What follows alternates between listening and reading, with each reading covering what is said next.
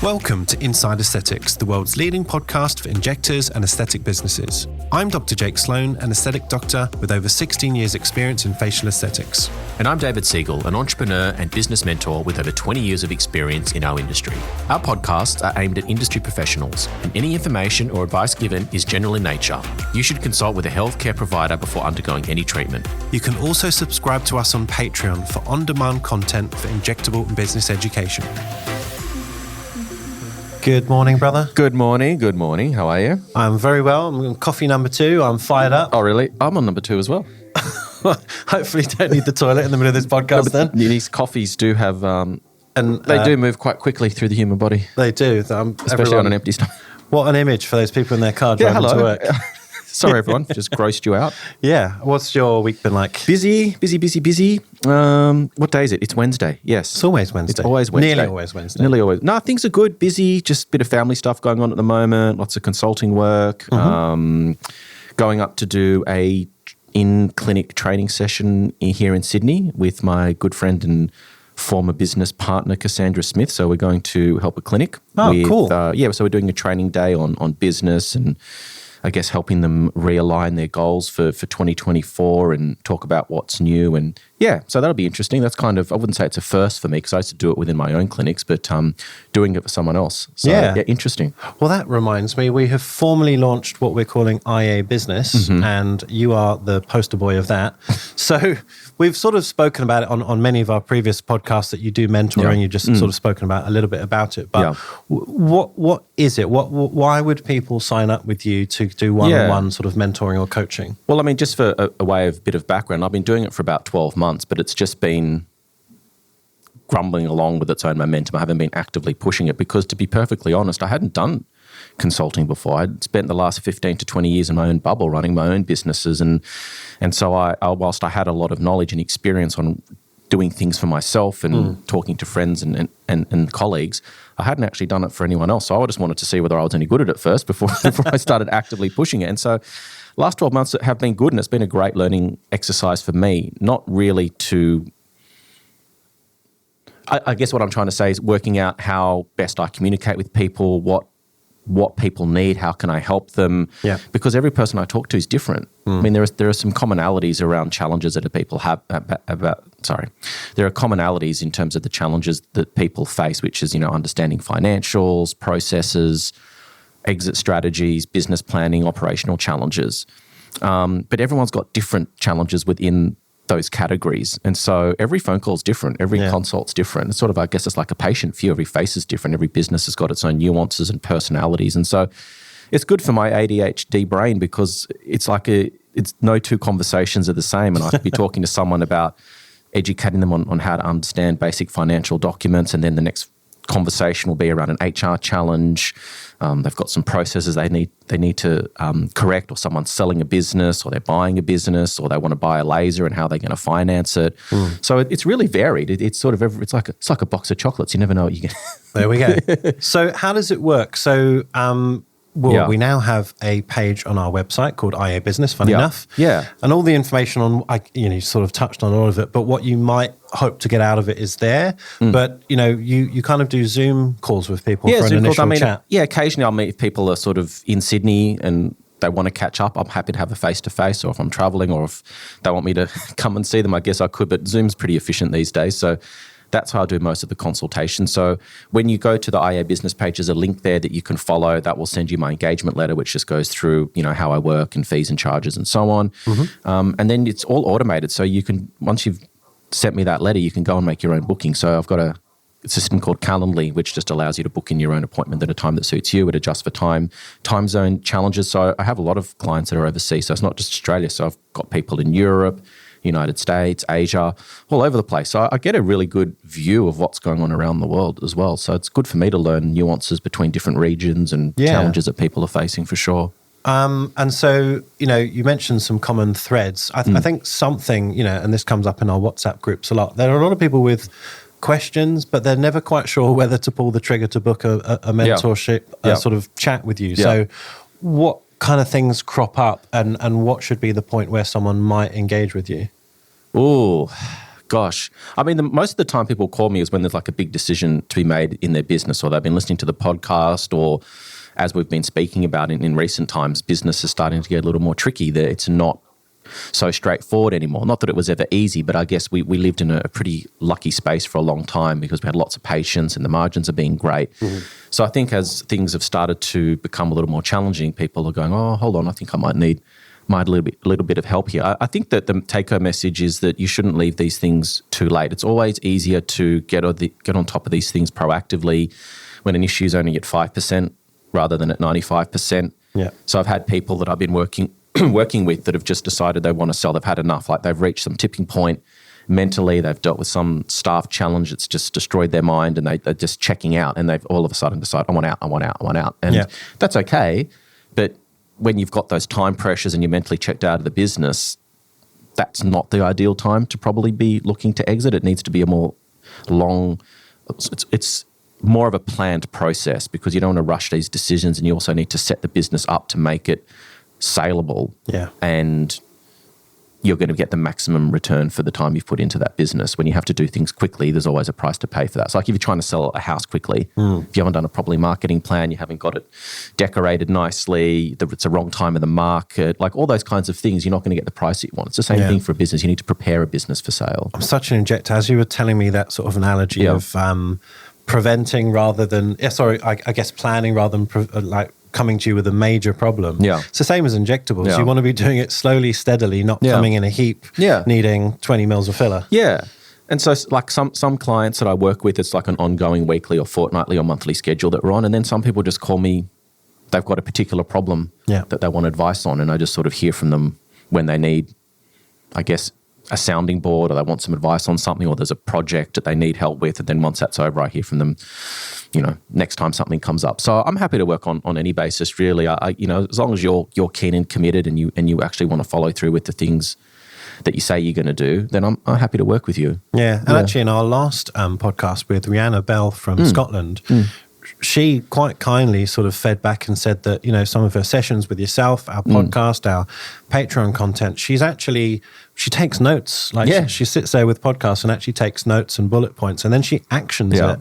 And, she's flying. Yeah, she's killing it. So, hopefully the stuff that David says, but of course what we do as a podcast is actually actionable. It's not just theory. Yeah. And I guess my philosophy is I don't want to be someone's business coach forever unless that's what they want. My objective is not to sort of put you on a drip and just get money out of you. That's not my objective. My objective is to teach you how to fish. Yeah. Yeah, so it's more about setting you up to have the skills rather than to have someone tell you how to do it. It's like, well, if you don't have this knowledge, let's work on helping you attain it, so then you can go off on your own and, maybe someday you can teach someone else. Sounds, if I was a business owner, which, I mean, I kind of am, but I don't own my clinic, so it's less complicated. But I would check in with you just as a matter of course and make sure that I've got my ducks in a row. You don't need to have a problem. Yeah. You just need to make sure, am I kind of okay? Is this the right arc? Well, it's like anything. I mean, even professional athletes have coaches. So it doesn't mean that you're incompetent or you don't know what you're doing. It's just sometimes you can't see your situation objectively. Yes. Or there's emotions involved and you see the same thing every day. So therefore you almost become blind to it. Yeah. So it's just good to have an objective person look at things, I think, as well sometimes. Absolutely. Yeah. So that's IA Business. So this is the second chapter of our new mini-series of episodes called What's Trending in Aesthetics. So Jake, what are we discussing today? I guess, interestingly, just last week I saw an article, can't remember where it was. It was from the UK, talking about one of the larger chain clinics that sort of migrated from Australia and has made its way to a couple of countries, and they're struggling.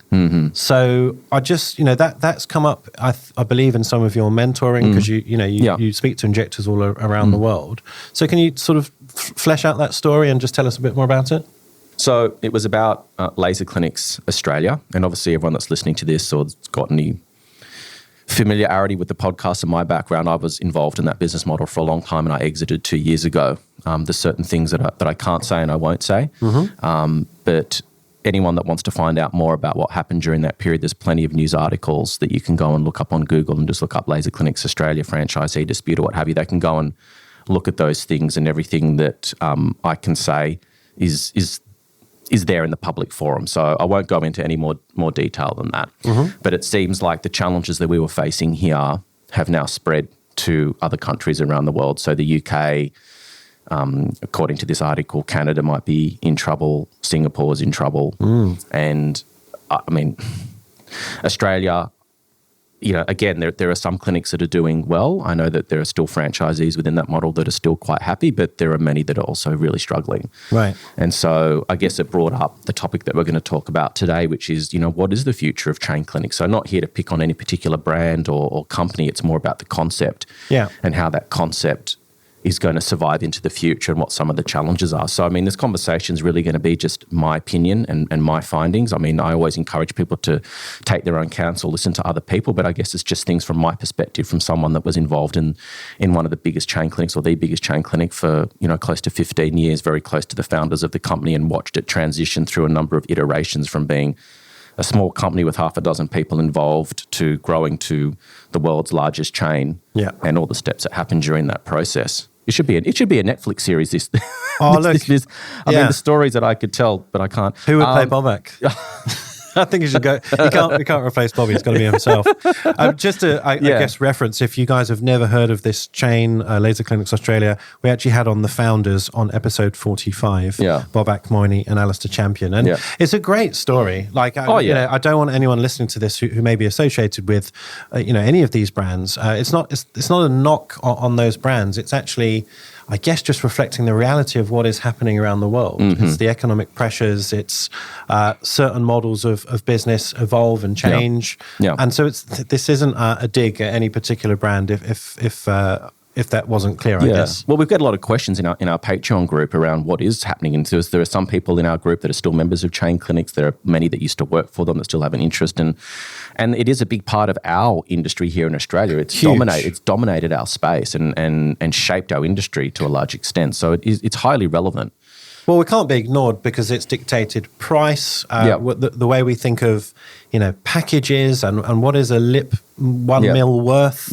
And that translates to the patient psyche and everything. So we can't really ignore the fact that, this type of business works. So as I was saying, I've seen the business model move through a number of iterations. And so, it went from the original founders, small company, grew quite quickly and then got the attention of private equity. And for anyone that doesn't know what private equity is, it's basically, the clue's in the name. So it's basically private funds from private investors, with potentially like super funds or individual wealthy people that want to invest their money into a business. They don't want to put it in the bank, or they don't want to buy shares in a company. This is another vehicle for people to place their funds to get a return on their investment. And generally they're quite successful. The people that generally run PE are highly intelligent. They understand numbers. There's lots of finance involved, and they know how to buy an asset and sell an asset and get it and get a good return for the people that have invested in it. And so they obviously saw the opportunity. I think the article that first caught their attention was in BRW many years ago, which is Business Review Weekly here in Australia, which is a very reputable publication. Was it BRW or I think they got onto the BRW top, like a list of like top performing companies, which got to the attention. I think there were some articles in the Financial Review as well.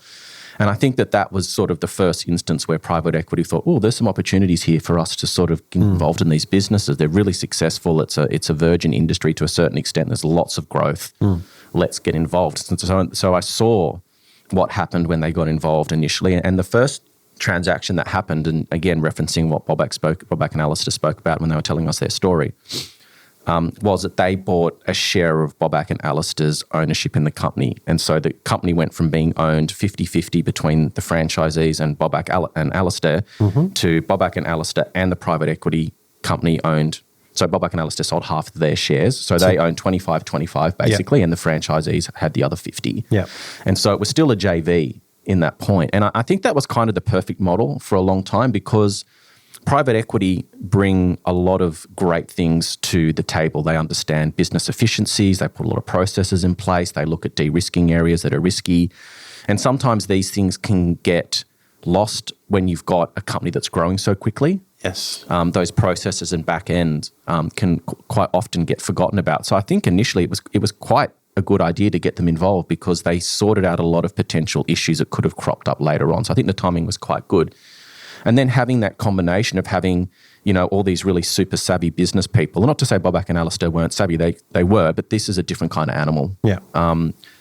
And so you had the original founders who still had the relationship with the franchisees, who had the passion, understood the industry, what patients wanted.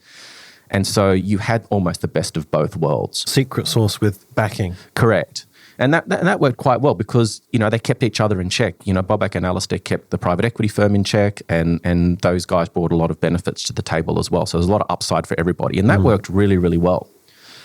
Not perfect, every business relationship has its issues, but for the most part, it was quite a successful period of time. Yeah. But then the way that private equity works is they only want to stay in a business for a certain period of time. They generally have a 3 to 7 year horizon. 7 would be the maximum, probably 3 to 5 is more weather. So they basically want to get in and get out because they've got to return money to their investors. So sort of to take a little bit of a side journey here, normally what happens with private equity is they'll raise a pool of funds. They'll raise a fund and they'll get X number of dollars. And with those X number of dollars, I'll probably go and invest in a heap of different assets potentially. And so at the end of the period of time, those investors want their money back. Yeah. And so generally private equity is trying to get, 3 to 4 times their money back within that period of time, which is massive. So and what did they buy LCA for? Do you remember? Was it something like 700 million? No. So initially when they bought Boback and Alistair's shares, I don't know the exact number. I think it was like 20, 30 million, something like that. Oh, okay. It wasn't That's smaller. ridiculous. Yeah, because the business wasn't at that level yet. Right. And they were only selling half their shares. Yes. Okay. Fair. Right. And then also when I'll continue on. And so, so they bought half those shares. So their objective is to get out. So it came to the period where the first private equity firm that had bought those shares wanted to sell, and that was the plan all along. But this time, Boback and Alistair went with them. Right? So you then had all of those relationships and all of that industry knowledge and leadership and passion for the space exit. And kind of like that family feel of a small business that grew. Correct, yeah. I mean, you did lose some of that even when the first private equity firm came on, and even before that, I guess, when a business gets to a certain size, it's difficult to have that personal connection anymore. And it's not a knock on any of LCA or the first private equity firm. It's just a nature of businesses growing to a certain scale. Yeah. I think and that's the trade-off. Boback and Alistair sold when they had about 80 clinics. Something like that, yeah. It's not small. No. But I mean, the way it used to work was, if you wanted a clinic, you'd sit down with Boback and Alistair and, if they liked you and they thought you do a good job at running a clinic and you had the money, you could come on board. And then they put a process in place. Now you have to put a business plan together and you have to go through a number of steps. And so the upshot of that was that, post that, the personal approach, there wasn't the same kind of connection because a lot of these initial people that came into LCA were people that were extended friends potentially of Boback and Alistair. And so there was a lot of familiarity. Everyone knew each other. There was personal relationship there as well as a business relationship. Yeah. And then these processes kind of sterilize that to a certain point. Yeah, because I guess at some point you need to put a process in place, and that's always the trade-off. And I guess not the counter-argument, but that's not to say it wouldn't have worked. You've got McDonald's running perfectly fine. Yeah. And no one knows each other as a franchisee. Yeah. And so then the company that bought Boback and Alistair out was KKR, which is a very large American private equity firm. And that's when the business model really changed in a significant way. And since they've taken over the business, this is when we've started to see all these negative news articles coming out. The article, if people, as I said, if people want to look at what happened during my tenure and look up the articles that came out in Australia, there was 52 clinics that exited 2.5 years ago after a long dispute with them around, We'll share those links with our patrons just can't speak for some context. Yeah. So you can read all about that. But as I said, it seems like the issues have now spread. Right. So that's kind of, I guess, the impetus for the conversation. Yeah.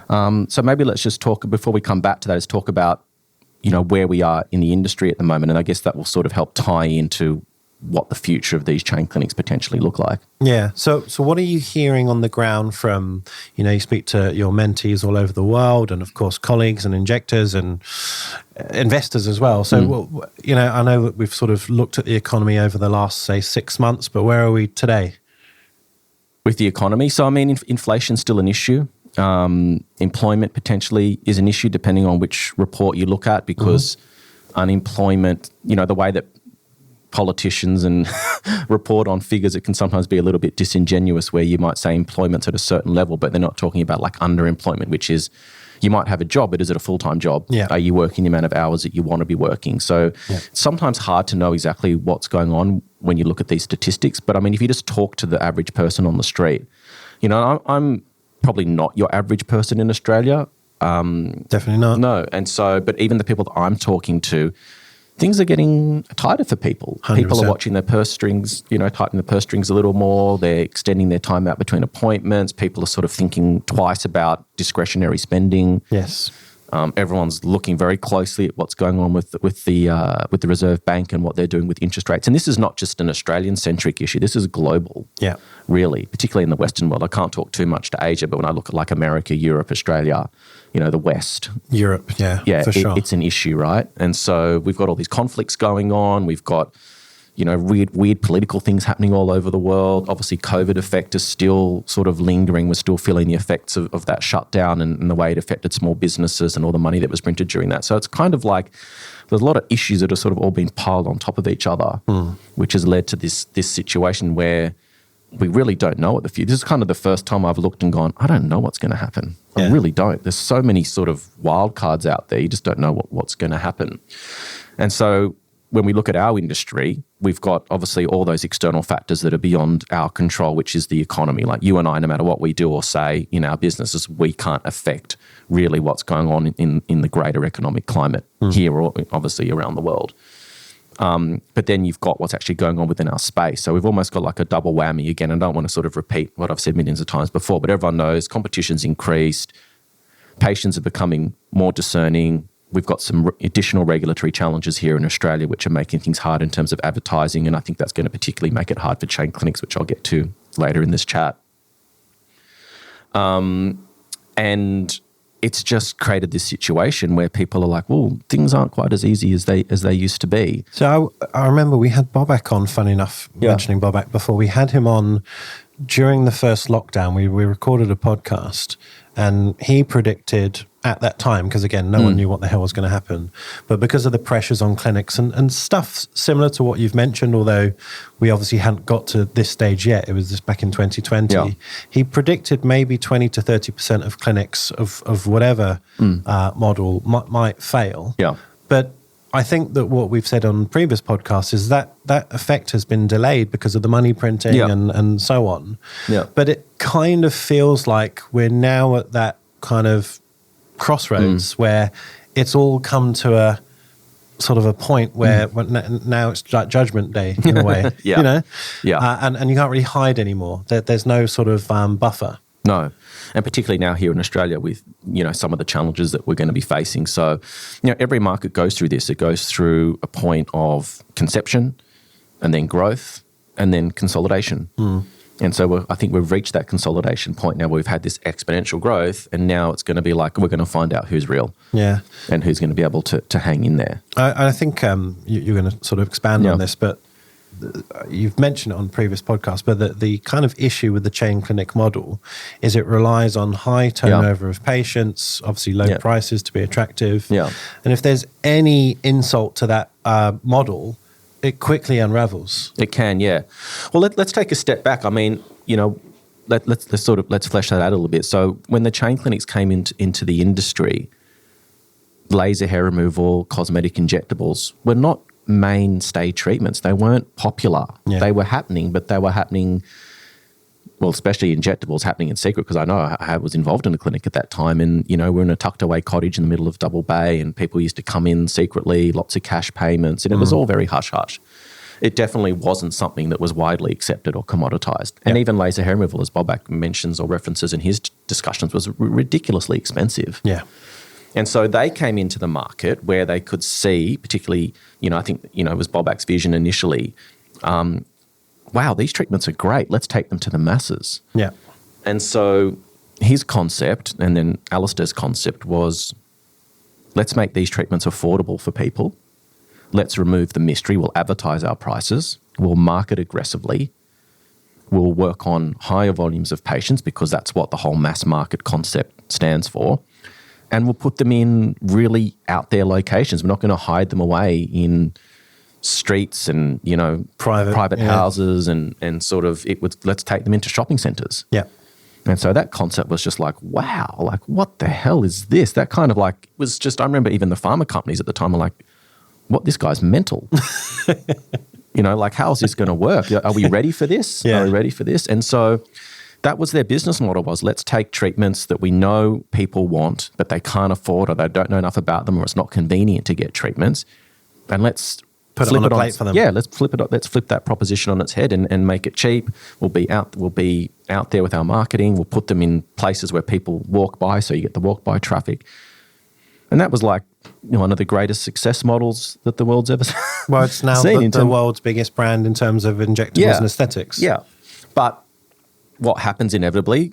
What happens when you have a good idea?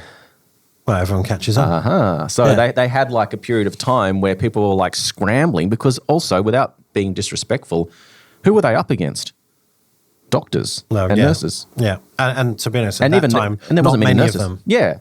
And so what are they going to do? How are they going to respond to this business that's just exploded out of nowhere and compete in a meaningful way? I mean, it didn't put them out of business, but it was like they had no competition, really, because they weren't really taking their patients. They were creating a new market. Yes. Right? And so it takes a while for other entrepreneurs out there to go, that's a good idea. I'm going to do that too. So they had like this long lead time of like 2, 3, 4 years. And in that time, they just expanded quickly. They became synonymous with these treatments. And that's why it was like they were printing money, really. It was almost like, you see these movies of like, these drug cartels just printing money. It was like, it was kind of like, that's what it was like. I mean, it was they just couldn't keep up with the demand. Yeah, it was like basically they could put a blindfold on, point anywhere on a map, open a clinic, and it would pay itself off in 12 months. That's kind incredible. of thing. It was just mental. Yeah. And so, but now, as we've said, when you get a good idea, people copy it. And then you've had a number of copycat models. And I don't mean that in a disparaging way. I mean, they're very familiar to look at. They look the same. Yeah. They stand for the same things. They're in high foot traffic locations. They're low price point. They do the same suite of treatments. They charge similar prices. Their messaging to the public or the market is relatively similar. And there are some nuanced differences, different color schemes and slightly different packages. But essentially, it's the same kind of thing. Coles, Woolworths, Big Dub, like they're all similar. You're getting your laser and your injectables. Yeah. And so obviously that has grown the market significantly. But like everything, eventually you get to a point of saturation. When do you think that actually hit? Because I remember meeting you, I think it was 2017 when you bought the clinic at East Gardens.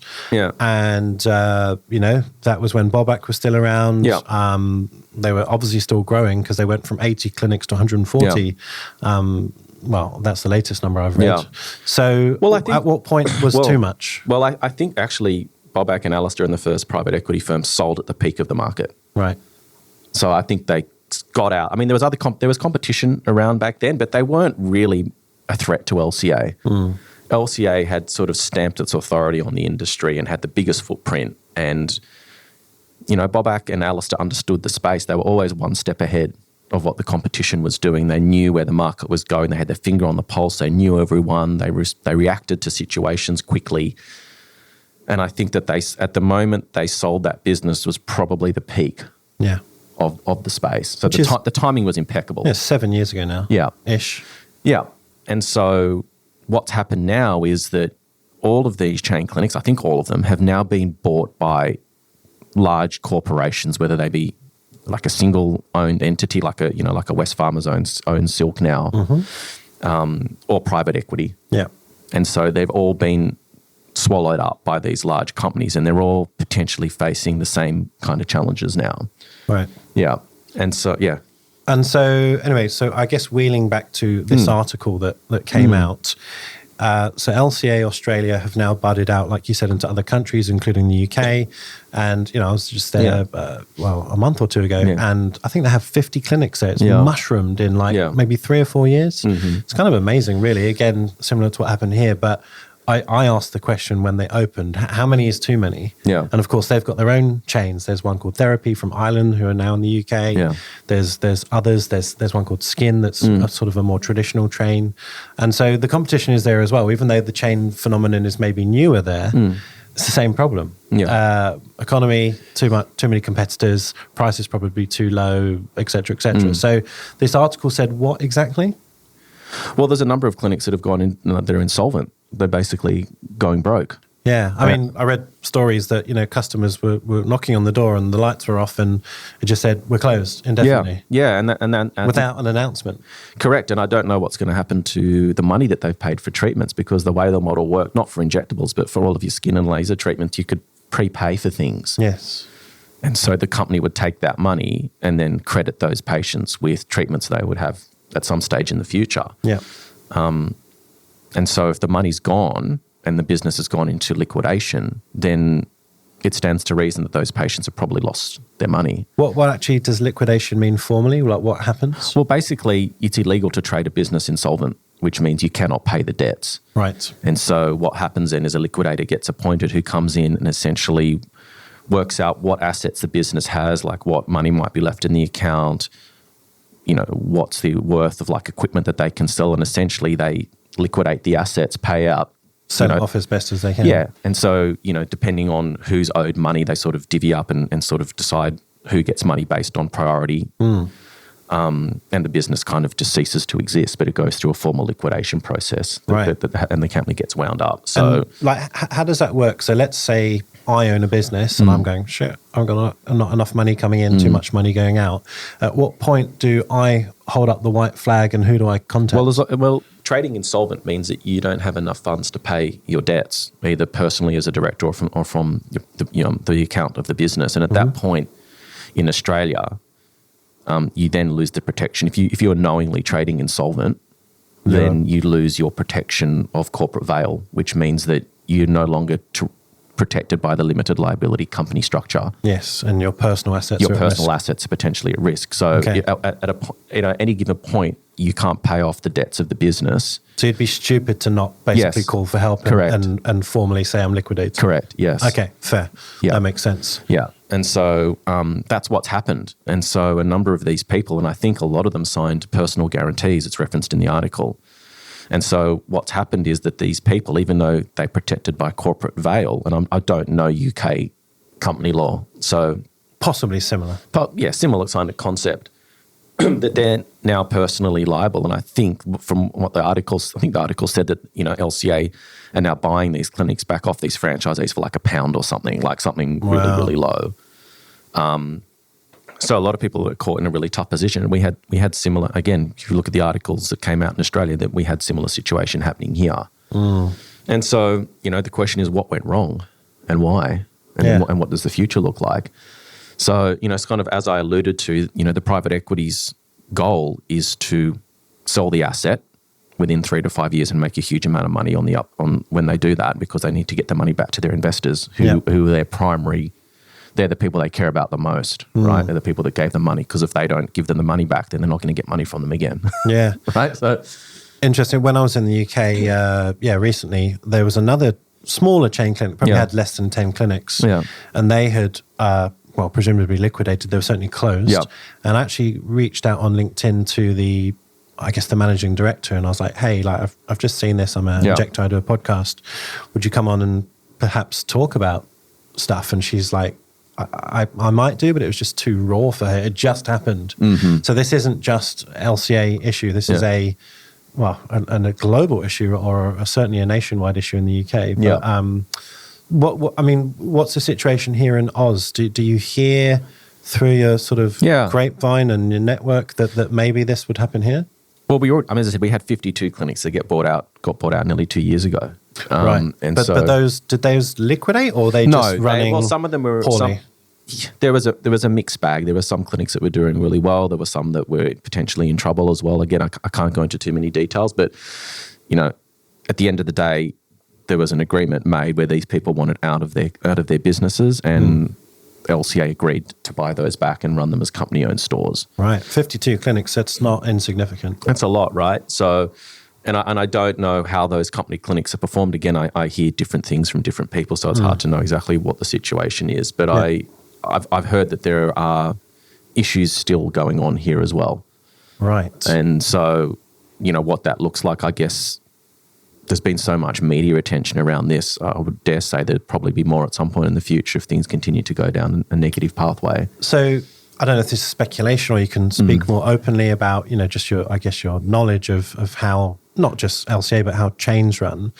We've spoken about, the macro things that can't be controlled, like interest rates in the economy, but kind of model-wise and how those businesses run, what do you think's gone wrong, and what maybe could they put in place to stop it? I think that there's so much competition now. So I think as you had the other chain clinics open up, we've also had a lot of nurse operators who've gone and open up their own clinics. So you've had not just a huge increase in the number of chain clinics that are out there, you've also had a huge number in terms of like lots of little single operators that have opened up all over the space. New owners, right? So it's sort of like death by 1,000 cuts. You've had a huge increase in competition, and the price war has continued to be waged. And it's kind of like, it's like having like an addiction to a drug. Like once you start going down the road of discounting, it's really hard to walk back from that. Yeah. And so what I think's happened with a lot of the chain clinics is that they've all been in a price war with each other. They've all sort of been keeping their prices really low, and that's been their main point of attracting patients to their clinics, was low price point, overt advertising, convenient locations. So everyone's offering low prices. So in terms of like what is the patient loyalty to those chains, not very good when you compare it to like a boutique clinic, right? And so patient retention is an issue. You've got everyone keeping their prices low whilst the costs of doing business have gone up.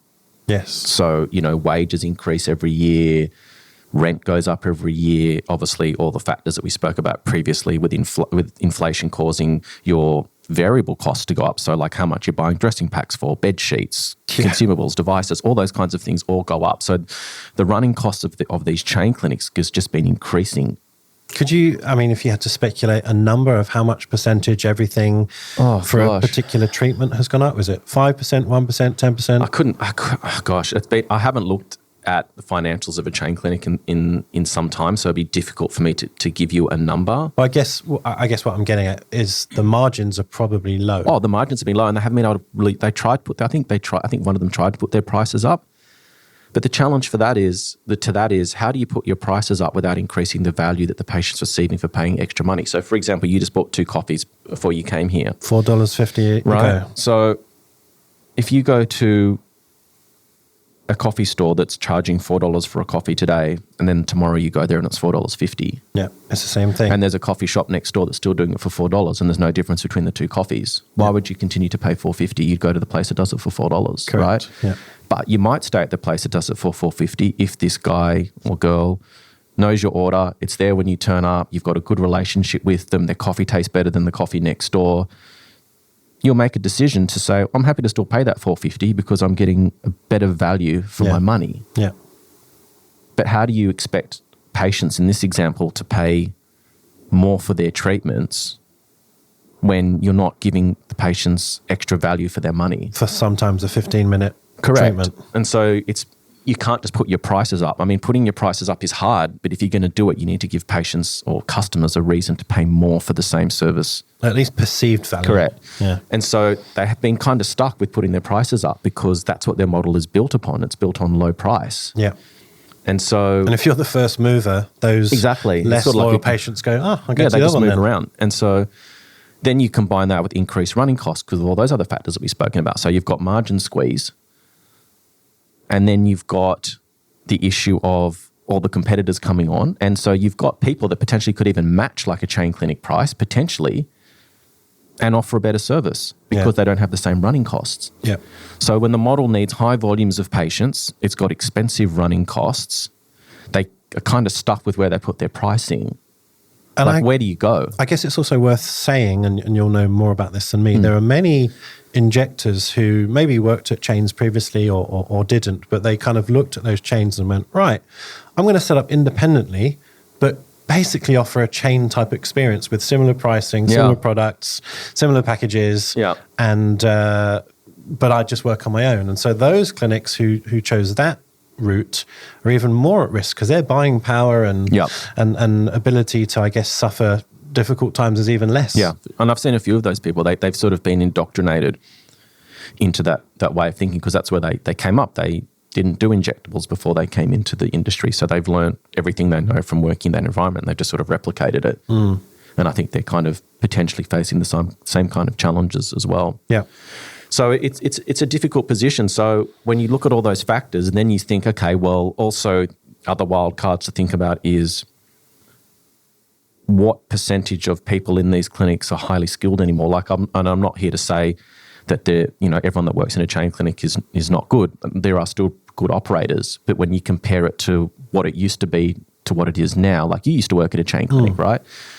How many people of your skill and experience work within these organizations anymore? Probably very few. Yeah, I don't know, but you would assume it's hard to scale quality is what you're saying. It is. It's hard because it's not like buying a packet of biscuits or widget. This is like a personal service. Yeah.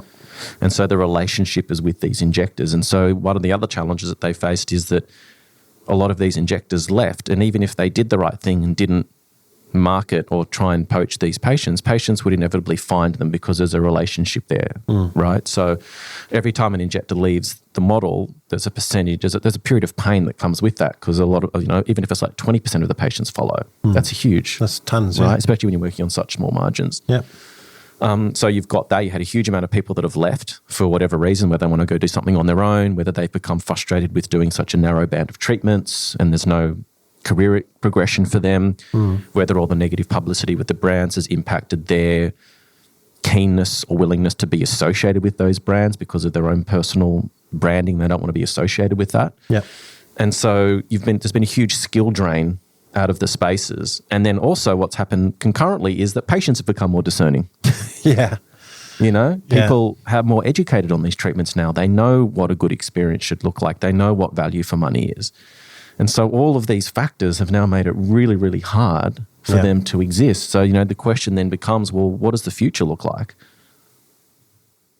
What does your crystal ball say? By the way, I'm going to pick off this hair off your shoulder. It's been bugging me the whole podcast. Yeah. So what does the future look like? I mean, I in my personal view, I don't see the chain clinics surviving in the same meaningful way that they have.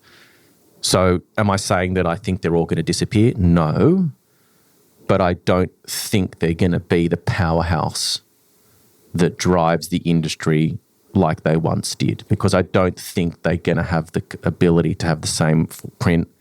And I think that low price, high volume, high patient turnover is sustainable with the way the market is going, particularly here in Australia with all the regulations. I mean, if you think about who these regulations are going to affect the most, I would say it'd probably be the chain clinic model because they've got such aggressive advertising. Everything's price point driven. And so if you've got a low retention rate, so you've got people dropping out of the bottom of the funnel and you're having your ability inhibited to put new people into the funnel. Yeah. I mean, I guess the counter argument would be, and I've seen it in our own clinics. Yeah. People are price conscious, or certainly a percentage are. Yeah. And maybe a small percentage of those, I mean, depends if you're a loyal patient or not, but they might look abroad and outside and go, well, let's give it a try because I'll save X amount of money. You don't know what that tipping point or balance will be. For sure. But the things that you can't control really are sort of the running costs of these businesses. I mean, you can cut the fat where you can, but these businesses already run as leanly as they possibly can. Yeah.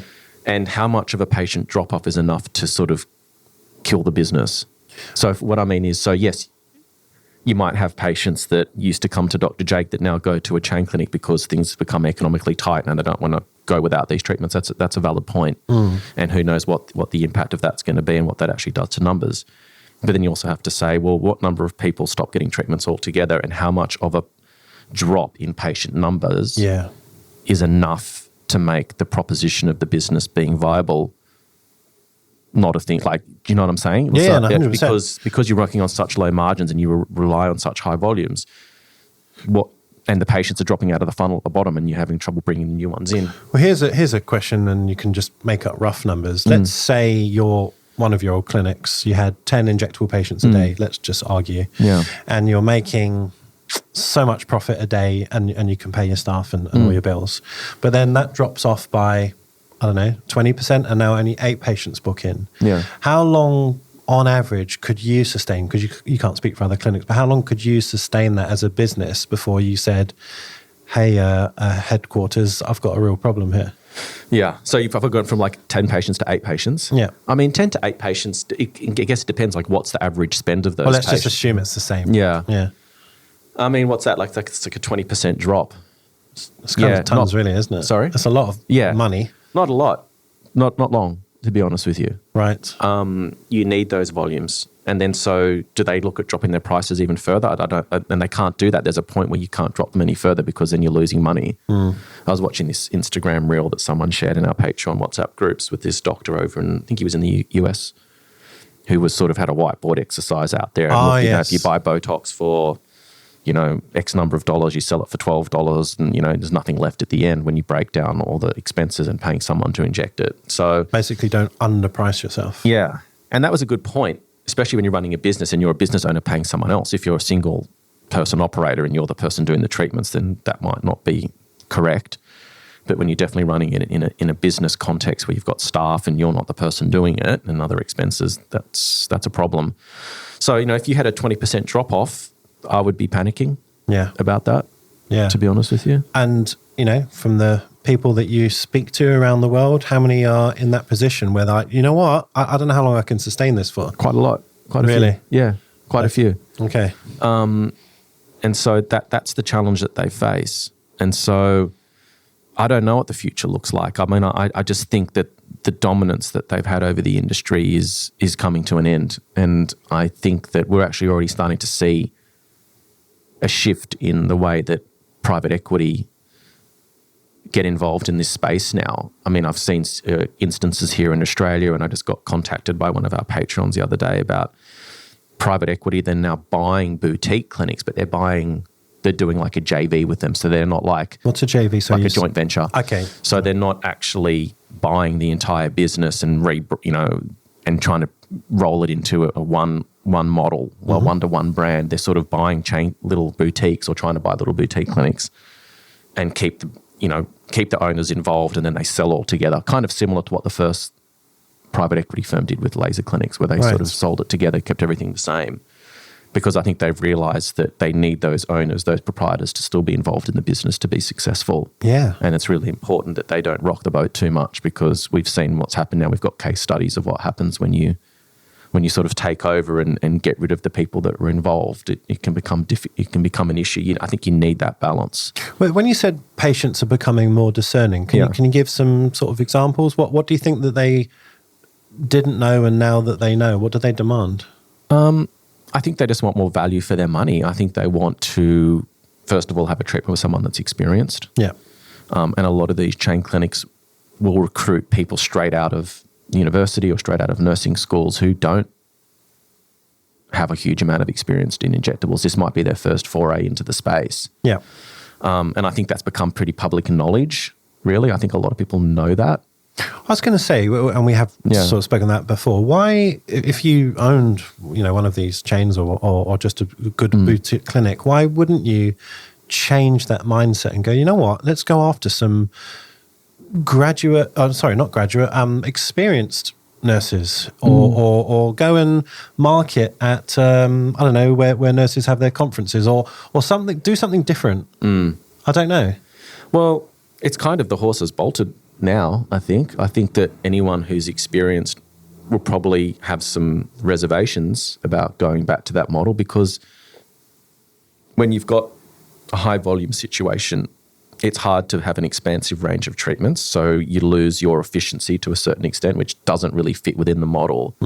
If you're just doing toxin fillers and you start throwing in threads and you start doing potentially PRP, or you're doing biostims and you're doing more high-risk treatments or areas that are slightly, off-label and higher risk, which is, I think, eventually what most injectors want to get towards being a more advanced practitioner where they can actually, because again, at the end of the day, it's all about the patient, isn't it? Yeah. And so if you've got a limited number of skills that you're allowed to practice, I think most injectors will get to a point where they say, I'm actually not doing the best by the patient anymore because I've got a limited skill set. Yeah. Well, they just get bored. You know, do you want to do 15 Botox patients a day and have people sort of coming on, you know, that high volume, fast turnover, short interactions? Is that where you want to go and mature as a practitioner? Most people, I'd say, that are experienced advanced injectors don't want that. Yeah, it's funny.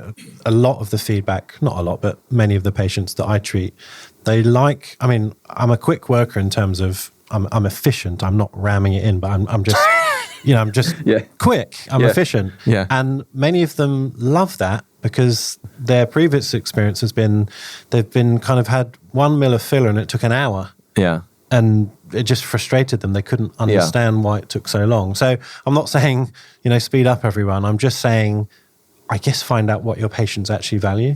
Yeah, and I don't think it has to be fast treatment doesn't mean that it's a bad treatment. I think it's just about the overall experience. Yeah. I mean, do you walk into a clinic where, the odor of vaporized pubic hair is in the air? Is that kind of where you want to be?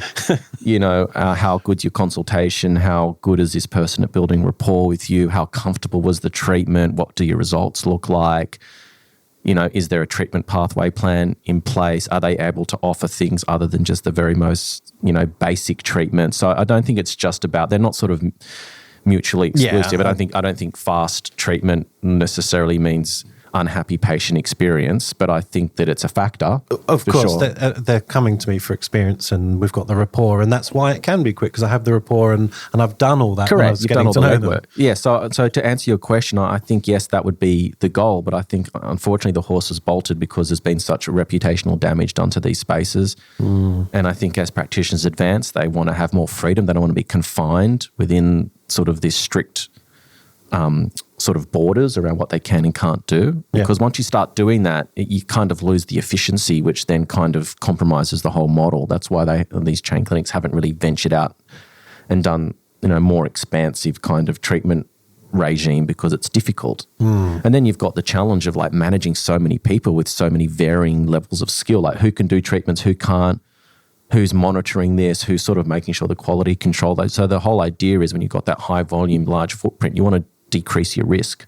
See, if I was, owner or sort of managing the whole of the organisation, I would consider, a number of things. One would be obviously trying to attract, not necessarily more skilled injectors, but that would be one arm. Yeah. Why not try and get already working injectors who just fed up with running their own clinic and get them in and maybe make them a franchisee or something else, but also having tiered injectors. So you can pay a little bit more for a more experienced injector who does other things, like a different repertoire. Yeah. So rather, because I remember when I was at your clinic, I was just banned from doing certain things. I couldn't do certain treatments because it was maybe sensibly decided that as a company policy, we do one way of doing things.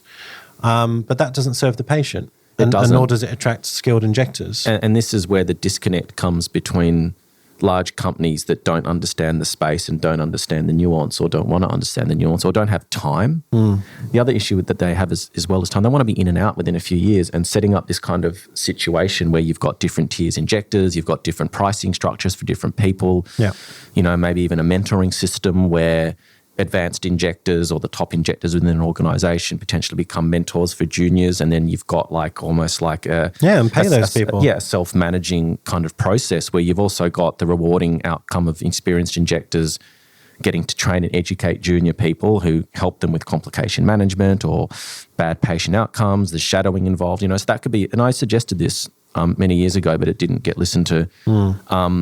Those things can work, but they take time and they're difficult processes to roll out. And these private equity firms are working on short-term ownership horizons. Yeah. So it's kind of like a game of pass the parcel, like, that's the next owner's problem. Well, they've been there at least 7 years. Well, I don't think they wanted to be. I think that COVID obviously slowed everyone down. I think the issue they had with, franchisees a couple of years ago slowed them down as well. I don't think that was their intention. I think they would have liked to have been gone by now. Yeah. But that's the challenge that they face. And so, yeah, I think it's a difficult proposition for them, to be honest with you. So, if you're a franchisee or somewhere around the world listening to this, what do you think they should be doing? That's a hugely loaded question. Well, let's just hold on for a sec. Let's just talk about the franchise model, which is kind of something we didn't really touch on either, which is almost like a double whammy with the space. Because for all of you that don't know, franchising law is extremely slanted towards the franchisor and not the franchisee. Just define those terms. Okay, franchise law. So basically a franchise means that you buy a license to operate a business. So you pay X amount of dollars for a business, whether it be like a fast food chain or, a cosmetic clinic. And so you sign an agreement to pay the franchisor a percentage of your turnover, of gross turnover so if you make $100 and you're paying a 10% franchise fee, which is pretty standard, 10%, so you pay $10 to the franchisor before anything else, before any expenses get paid, etc. Tax, etc. So immediately there's a divergence of interests because the franchisor doesn't care about how profitable your business is as much as you do. Yeah. Because they're getting their money off the top. Plus there's like management fees, and then like they can control the supply chain as well, so they can tell you who you can buy from, what you have to set the prices at. So there was an issue with Domino's Pizza here a few years ago where they forced their franchisees. Again, you can probably go look up the article on it. I'm not going to give specifics, but it was essentially they were forcing their franchisee to sell a really cheap pizza that they were losing money on. Right. And they sort of sold it to the franchisees as being like a loss leader, which means, you get people on the cheap one, you lose money on that, but then you got them as a customer. And they'll buy chicken nuggets on the side. Yeah. And so the same thing can happen. So you've effectively hand over a large sum of money, but there's all these control mechanisms around you, and the franchisor has the ability to control, as I said, all those important factors around how much you sell things for, what you have to buy, how often you need to refurbish your space, if you need to buy. So they can put all these things in the contract, and so you're essentially the mercy of them and so you have limited control over your business. And they're taking their money off the top. So in terms of the profitability of the organization, you might be turning over $2 million a year, but not having any profit at the end, or just kind of just breaking even, and you're trapped.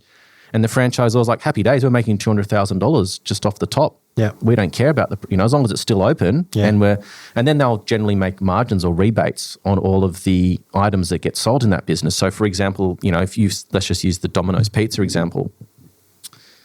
They say you need to buy this dough to make this pizza, and they take a cut from the supplier. So they'll organise who you buy the dough from, and every time you buy a pound of dough or a kilo of dough, they're taking a cut. Yes. So it's like another way of making revenue that's hidden in a way. Yeah, they've got they're making because you money. won't know that agreement.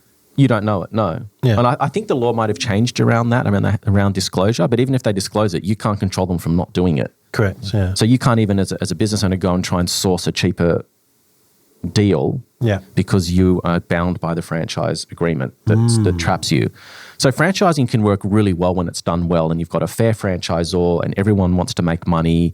But if the franchisor decides that they want to do the wrong thing or take the position that their financial interest is more important than the franchisees, you're in a really tough position. And that seems crazy because you're going to get some really angry franchisees soon enough. That's you just go and look at all the there's been umpteen, again, and Adele Ferguson references this in her article that came out on the weekend. There's a litany of court cases, ACCC complaints, businesses going broke because of this very issue. And unfortunately, the typical franchisee often doesn't get the advice that they should before they decide to buy a business. For example, if you're going to buy a chain clinic, maybe you're doing a Google search on seeing if there's any disputes or what's being said about them in the media. Do your research. But often they don't get the right advice. They hand over money and then they get trapped. And often these franchise models are owned by very large organizations with lots and lots and lots of money. Yeah. And so even if you catch them doing the wrong thing, you've got to then do something about it. What are you going to do? Lawyers cost $500, $600, $800 an hour. Your business is hemorrhaging money. You might not be financially well backed. Then you've got the intimidation factor, like what's going to happen if I make an issue? Is this company going to target me? Are they going to make my life difficult? Are they going to try and cancel my franchise agreement? Yeah. And a lot of people that get into franchises are not the true entrepreneur. Yeah. They're not someone that's come from a business background. They are people that have sort of bought themselves a franchise. Maybe they inherited some money. Maybe they've cashed in a super fund, or I'm talking generally. Yes. Generally, the true entrepreneur starts a business from scratch. Buying a franchise and knowing how they operate, it's like a turnkey solution. It's like business in a box. Yeah. But it comes at a price. Yes. Which is control. Mm. And so that's the challenge. And so even if you catch a franchisor doing the wrong thing, they'll just bleed you dry of money. They'll just get expensive lawyers. They'll make you spend money. They'll drag it out and kill your fight. Your will to fight. And even if you've got a case, you've got to prove it. You've got to fund lawyers. And these people are really, really clever. They understand the law. They get a lot of really good people giving them advice, and they've done it. This won't be their first rodeo. So I'll ask my question again. Sorry. Yeah. If you're a franchisee, yeah, or maybe an injector, or just connected in that sort of scenario, what do you do? What's your suggestion? If they're involved in a business now? Yeah. Well, you haven't spelled out a very happy 12 to 24 months coming. Yeah. Look, every person's situation is going to be different. I mean, if there's an opportunity to sell, I would think about considering that potentially. Look at all the things that you can control within your business in terms of the quality of staff that you have, how you value so we're talking in the aesthetic space particularly, if you've got good people, good injectors involved in your business, do whatever you can to retain them. Yeah. Be in your clinic, work in your clinic. I mean, a lot of people that I saw in the model that I was involved in, there were franchisees. And, I've spent a lot of time talking about the franchisor being the bad guy. There are a lot of franchisees that don't do what they should do as well. So they just sort of buy this business and they're not working in it. They're not turning up every day. Yeah. When you were working at my clinic, I basically lived at that place. You've got to be in there watching everything that's going on. These are desperate times for a lot of people, so you need to be prepared to do desperate things, which is you need to be in there. Maybe you need to sit on front desk, making sure that the patient experience is great, managing your staff tightly. If you've got good people, know how to hold on to them. Do stock takes, make sure stuff's not going missing, making sure that you're compliant, that you're dotting all your I's, crossing all your T's, managing your cash flow effectively.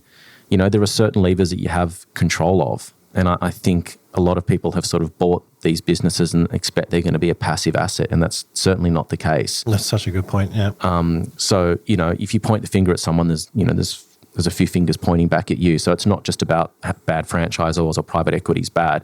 There are elements that you need to be aware of, understand what the challenges are, the way that they operate, but also taking responsibility for your own business. This whole mindset of people opening up clinics and being successful in spite of putting in the right effort or educating themselves is now finished. And so those would be my words of advice is, if there's an opportunity to sell, certainly consider it.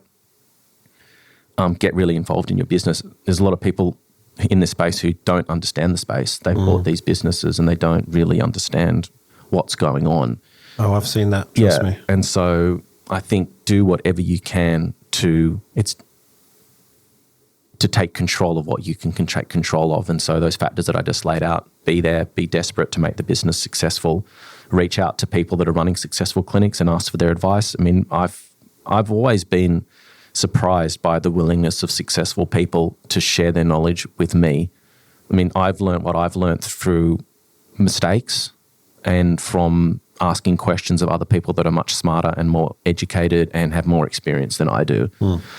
So just being humble enough to ask for help and put yourself out there. And there are people, I've found that most people are pretty generous with their knowledge. And if they're not, then screw them. Just go to the next person, really.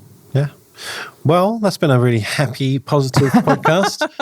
I mean, what are your thoughts on it all as an outsider looking in that's worked in this space and seeing what you're seeing? And, what do you think about what I said? Do you think there's anything that I said that's incorrect from what you've said? No, what you've seen? No, I see it. I think that is the reality. Again, I'm not trying to sort of throw shade on any business. Like I want us all to succeed, and I don't want to see injectors jobless or frustrated. But I also just think that maybe the market has grown too much. There is too much competition. It's just obvious. Just go into any mall you like, and there's 5, 6, 7 types of clinics, and there's not enough patients, or there's not enough walkthrough. It's just not possible. Yeah. So even at the peak, they must have had a lot of patients to sort of sustain themselves, and now that's dropped off. Mm-hmm. Sure, I agree. You know, I've had a drop off myself. I'm happy to admit that, because that's the times that we're in. Yeah. So yeah, all the things that you said to try and limit that damage. And another interesting point that I was thinking about, as you were saying, if you're the franchisee or the owner, not only can you sort of save money by being the person front of house yourself, but you can actually perhaps change the culture of the clinic. You can sort of stamp your flavor on the staff. But if you're not there, you can't do that. Yeah.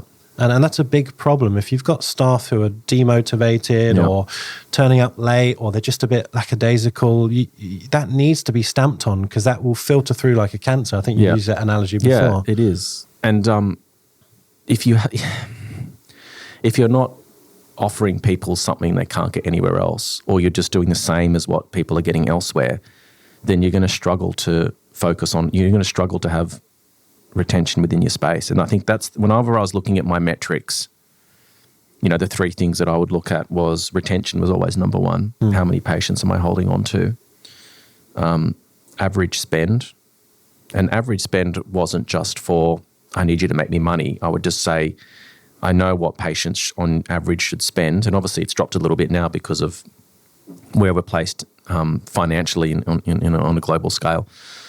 Those kind of 2 metrics would tell me something's going wrong. And I mentioned this in Rihanna's discussion last week, and I probably came across as a bit harsh, but those are factors that indicate that something's not happening properly. Because if the patients aren't coming back and they're not spending, you either aren't giving the patient the right experience to motivate them to stay loyal to you and business and your services.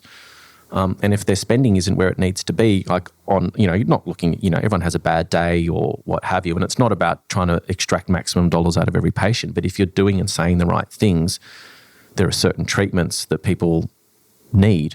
Yes. And so you're falling over somewhere. There's something that's going wrong. You're probably not consulting properly or spending enough time assessing, examining, or communicating. Yeah.